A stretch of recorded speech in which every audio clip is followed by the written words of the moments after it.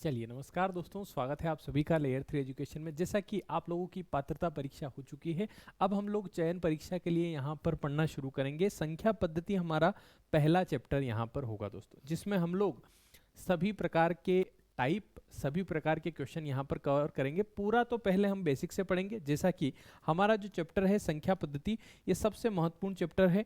आप लोगों की पात्रता हो गई है, मेंस की जो एग्जाम होगी उसमें वही चैप्टर होंगे। देखो मैथ्स का जो है सिलेबस बदलता नहीं है, मैथ्स का जो है वो सिलेबस बदलता नहीं है, क्योंकि मैथ्स के चैप्टर वही रहते हैं। किसी परीक्षा में कम आते हैं, किसी परीक्षा में चैप्टर ज़्यादा आते हैं। लेकिन आपकी जो पात्रता परीक्षा हुई है उसके अनुसार चयन परीक्षा में यही चैप्टर जो है वो डिटेल में आप लोगों से पूछे जाएंगे, या हो सकता है उनकी जो क्वेश्चन की आपकी टाइप है वो बदली जाए या उनको कठिन किया जाए, ऐसा हो सकता है। ठीक है, तो हम लोगों का अभी सिलेबस तो नहीं आया है, लेकिन हम लोग मैथ्स को इस तरीके से शुरू करेंगे सारे चैप्टर।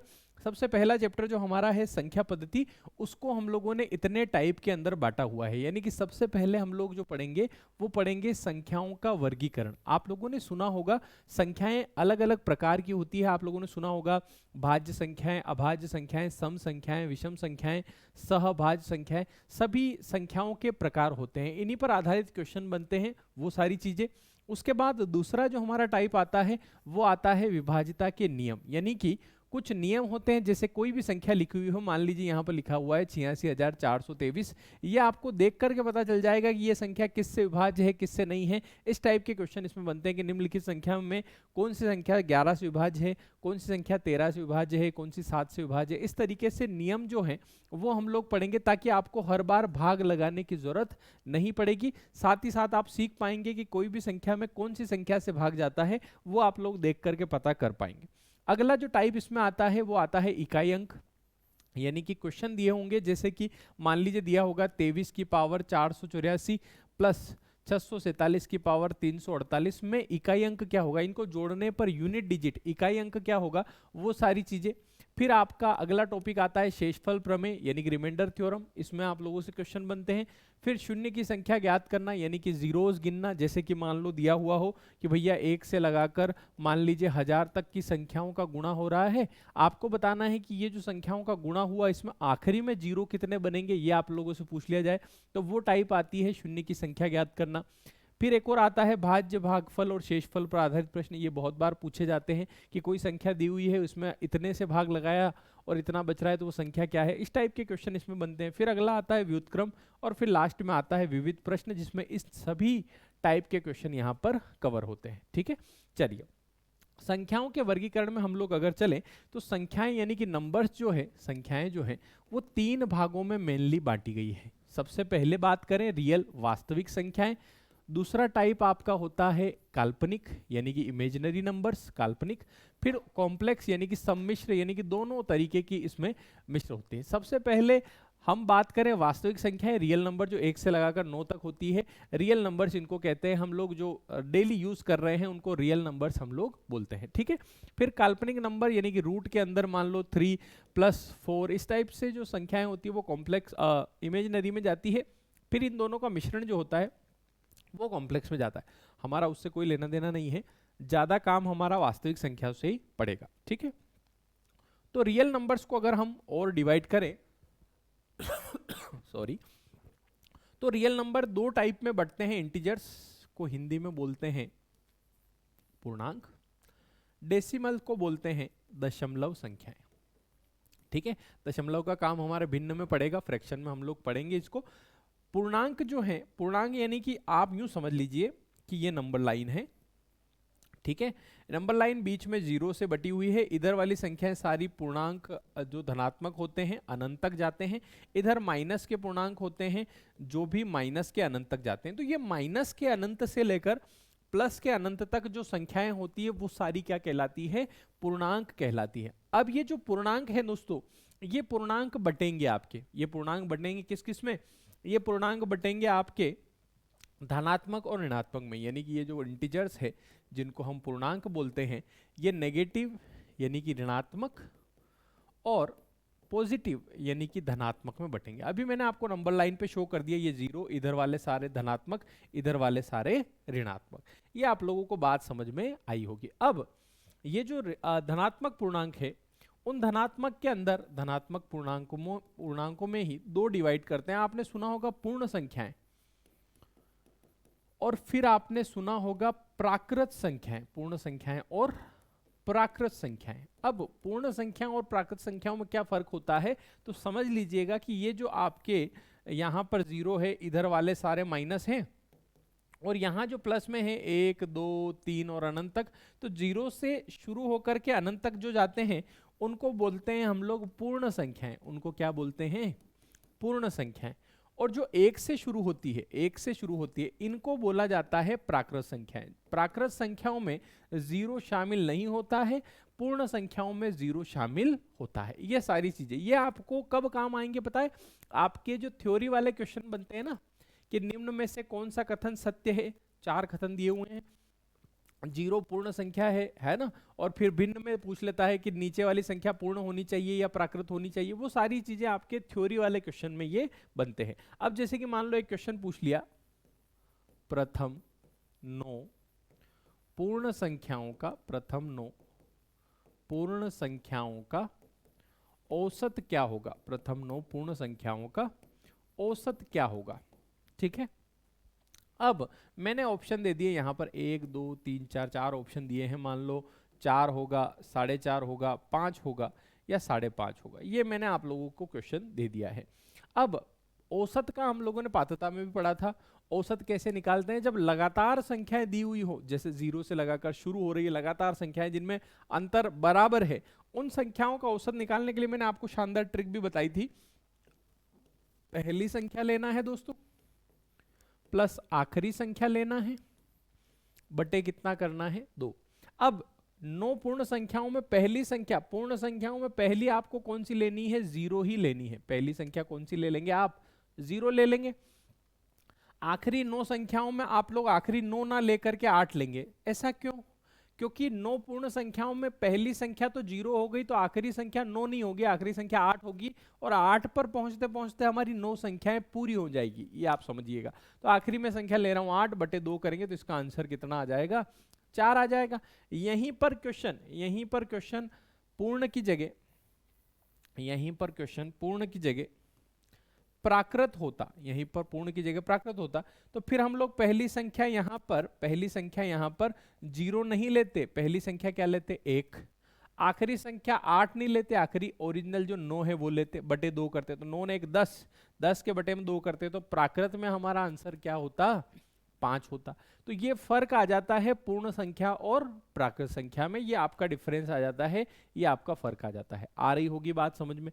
अब जो प्राकृत संख्याएं हैं, वो बटी हुई है इन सब में। प्राकृत संख्याएं जो बटी हुई हैं वो बटी हुई है इवन नंबर यानी कि सम संख्याएं आपने सुनी होंगी, विषम संख्याएं आप लोगों ने सुनी होंगी, प्राइम यानी कि अभाज्य संख्याएं आपने सुनी होंगी, सह अभाज्य आप लोगों ने सुना होगा, बहुत सारों ने नहीं सुना होगा, हम लोग पढ़ेंगे।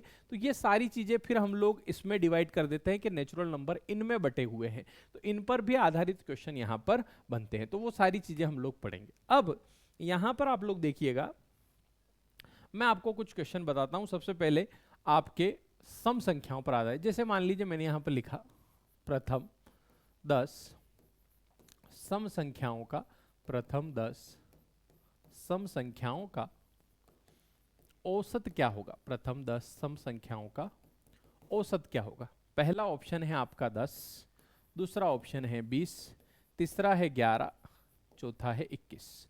ये आपके ऑप्शन है। 10 सम संख्याओं का औसत आपको बताना है। तो औसत के लिए आप लोग ध्यान रखिएगा, मैंने आपको बताया जब लगातार संख्याएं हो तो औसत निकालने के लिए बड़ी आसानी से आप लोग ये ट्रिक लगाइएगा, पहली संख्या प्लस आखिरी संख्या बटे 2। अब यहां पर 10 सम संख्याएं लेनी है, तो पहली सम संख्या तो आप लोग कौन सी लेंगे दोस्तों, पहली सम संख्या तो आप लोग लेंगे 2। पहली सम संख्या कौन सी होती है, 2 होती है। लेकिन आखिरी संख्या 10 नहीं लेंगे, क्योंकि 10 सम संख्याओं के लिए हमको जाना पड़ेगा 20 तक। 10 सम संख्याएं लेने के लिए हमको जाना पड़ेगा 20 तक। तो आखिरी सम संख्या, अगर 10 सम संख्याएं लेनी है तो 20 तक जाना पड़ेगा, तो आखिरी संख्या मेरी हो जाएगी 20, फिर बटे कितना करेंगे 2, तो 20 और 2 22 हो गया, 22 बटा 2 यानी कि आंसर क्या आ जाएगा, 11 आ जाएगा। तो इसका राइट आंसर जो आप लोगों का बनेगा वो बनेगा 11 या 11। बोलो आ रही है बात समझ में क्या। अब यहीं पर मैं 10 की जगह मान लीजिए मैं आप लोगों से पूछ लेता हूं कि 10 की जगह आपसे पूछ लिया 20 सम संख्याओं का औसत कितना होगा। तो आप लोग करिए जरा, 20 सम संख्याओं का औसत कितना होगा। आपके ऑप्शन लिख देता हूं मैं। पहला ऑप्शन है 20, दूसरा 21, फिर 40, 41। बताओ जरा क्या आंसर बन जाएगा।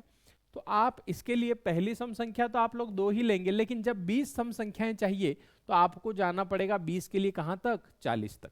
तो 20 के लिए 40 तक जाएंगे, बटे 2 करेंगे, तो यहां पर देखा आपने 42 बटा 2, यानी कि आंसर क्या आ गया, 21। तो इसका राइट आंसर क्या हो जाएगा, 21 हो जाएगा।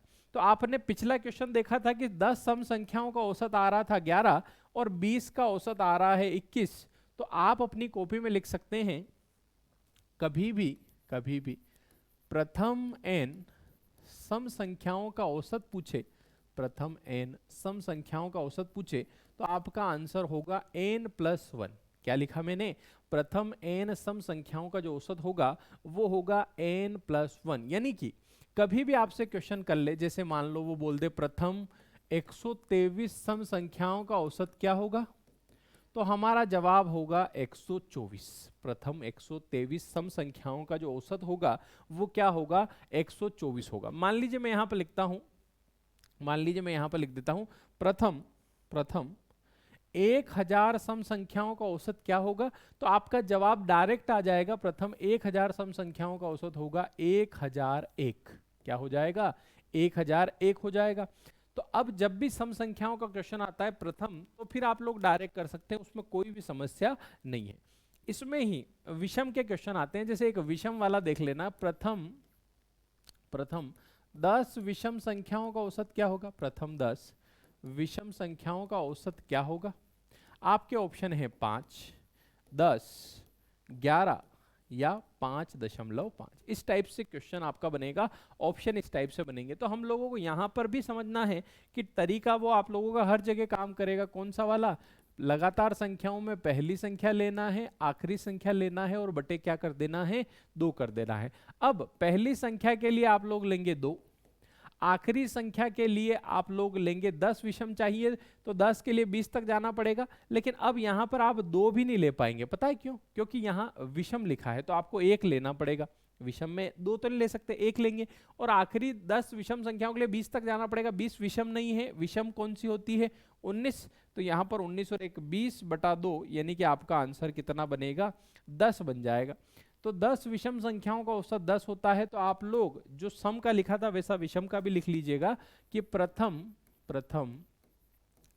n विषम संख्याओं का, प्रथम n विषम संख्याओं का औसत जो होता है वो n ही होता है। प्रथम n विषम संख्याओं का जो औसत होता है वो क्या होता है, n ही होता है। ठीक है, तो सम में बोले तो n+1 करना है, विषम में बोले तो n ही करना है। बोलो आ रही है क्या बात, समझ में क्लियर हो रहा है आप लोगों को, इस तरीके से आप लोगों को करना है। तो ये सम विषम का आपको क्लियर हुआ होगा। ठीक है, ये बात आप ध्यान रखिएगा। अब यहां पर क्वेश्चन कभी कभी ऐसा भी आ जाता है कि 21, 23 और ये संख्याएं लगातार दी हुई है, आपको बोला गया है 199 तक। ये संख्याएं 21 से लगाकर 199 तक हैं, इनका औसत आपको बताना है। 21 से लगाकर ये जो संख्याएं दी हुई है 199 तक, इनका औसत क्या होगा। तो संख्याएं 21, 23 और ऐसे करके विषम वाली चल रही है, लगातार संख्याएं हैं।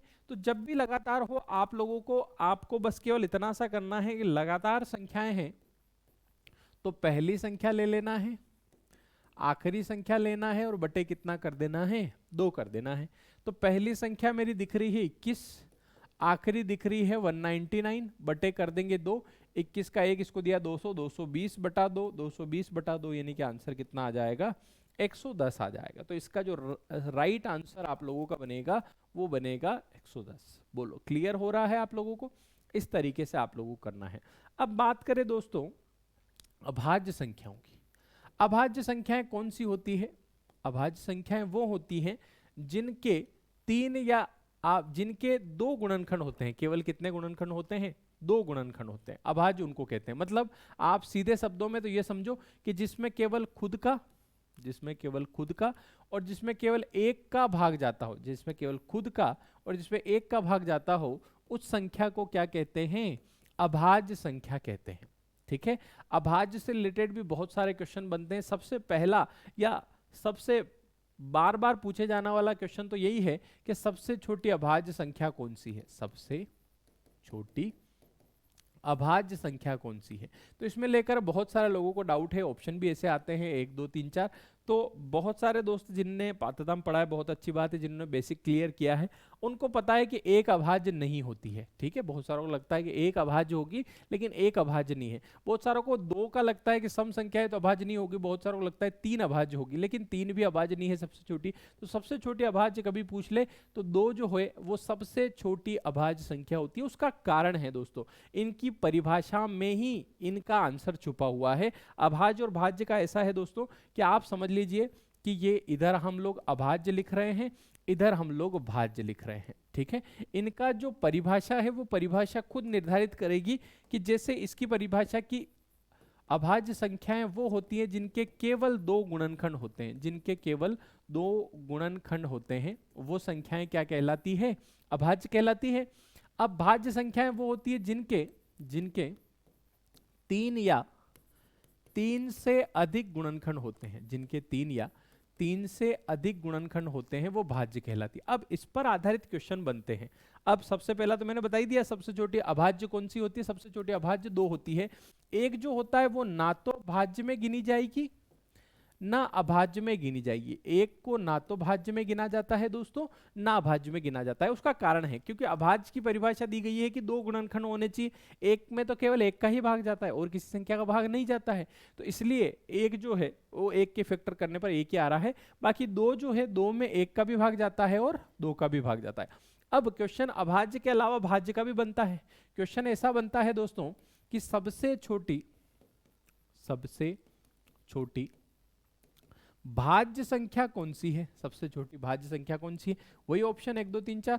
तो इसमें सबसे छोटी भाज्य कभी पूछ ले तो वो 4 होती है, जिनके 3 या 3 से अधिक गुणनखंड होते हैं। तो इसका आंसर 4 बनेगा कि सबसे छोटी भाज्य अगर पूछता है तो 4 बनेगी। ठीक है, सबसे छोटी अभाज्य पूछेगी तो सबसे छोटी अभाज्य कौन सी होती है, 2, और सबसे छोटी भाज्य कौन सी होती है तो 4 होती है। बोलो क्लियर है दोस्तों, एक को ना तो भाज्य में गिना जाता है ना अभाज्य में गिना जाता है। अब अभाज्य से रिलेटेड कुछ क्वेश्चन ऐसे हैं जो बार बार परीक्षा में पूछ लिए जाते हैं, ऐसे हैं जो आपके यूं समझ लो कि फेवरेट है ना, एग्जामिनर के फेवरेट है, बार बार क्वेश्चन आते ही आते हैं।